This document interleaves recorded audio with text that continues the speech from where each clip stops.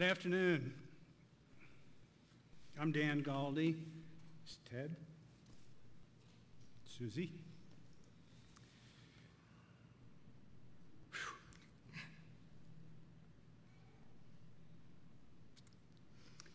We thank you all for joining us to celebrate our early years with Pete as his siblings.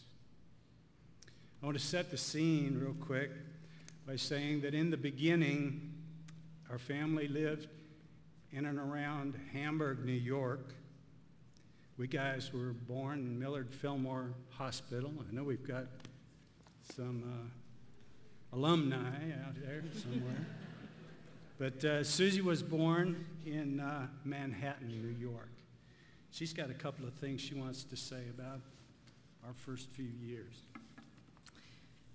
You can imagine being the only girl, having Pete for an older brother, these two as older brothers, and the dynamic that that might bring to our family over the following years.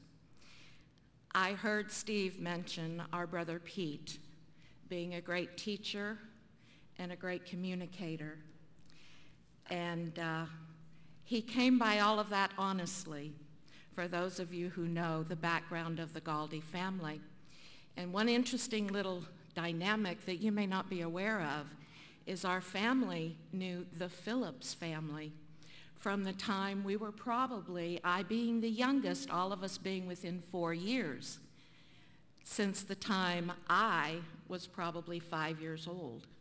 So that meant all of us have known the Phillipses. And I personally want to say what a blessing it is to see our dear Uncle Ed and Bill, and my best friend Judy here, and our darling Kathy, and what a blessing it is to be here celebrating the life of our brother.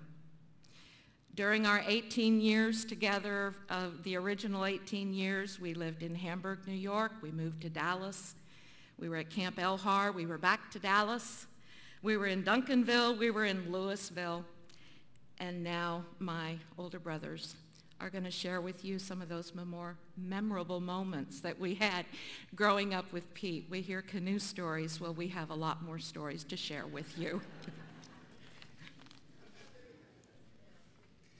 Okay, keeping in mind Pete's tenacity, competitiveness, and continuing effort to place God first in his life, some of the more memorable moments we shared growing up. Of course, at the beginning, Mom had polio, meaning when we were in Hamburg, and Ted was taking C-section and got right into that part of business.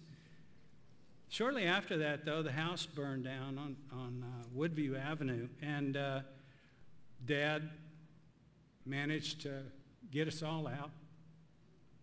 We were taken, Pete and I were taken to the Robinsons' place, which was Mom's sister's son's place, and or sister's place.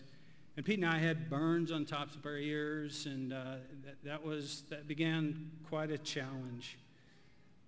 Around Hamburg, we learned how to play baseball together. Pete, being an athlete extraordinaire, had a neighbor named Ed Milks who'd get out there and call the ball game for us. He was a project all on his own. He'd get up every morning about 5 o'clock, go out in the middle of the driveway and go, "Whoa, boy!" Gotcha. Ed.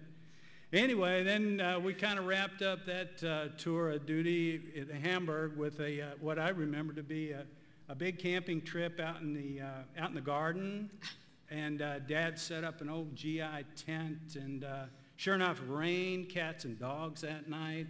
So as everybody make a break for the house at some point, and all the little kids, run out there and get about this deep in mud and just stand there and scream, cry.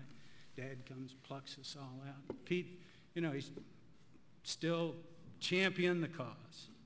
So then we moved to Texas, and lived in Dallas for a while. Some of the wonderful things that happened there were Mom and Dad were allowed to direct at Camp Elhar, and Pete began his entrepreneurial efforts there. He was running the pop stand, and he's one of the original guys that did the Cokes and peanuts in them. 10 years old or 12 years old? Yeah, right about that time. He was on it for sure. Interestingly enough, during that stay at Elhar, we had an occasion to, I think we had plumbing problems at the house that they'd built for the family. And so anyway, it was the outhouse, trip right before everybody goes to bed. Mom and Dad were gone. And the babysitter says, okay, anybody need to go to the bathroom, head out, take off, get her done, come on back, it's time to go to bed. So I took off, and I got about halfway across the parking lot in the middle of the dark, and I'm going, whoa, I'm scared. So I ran back in the house, and I said, I saw a snake. I'm not kidding you, I saw a snake.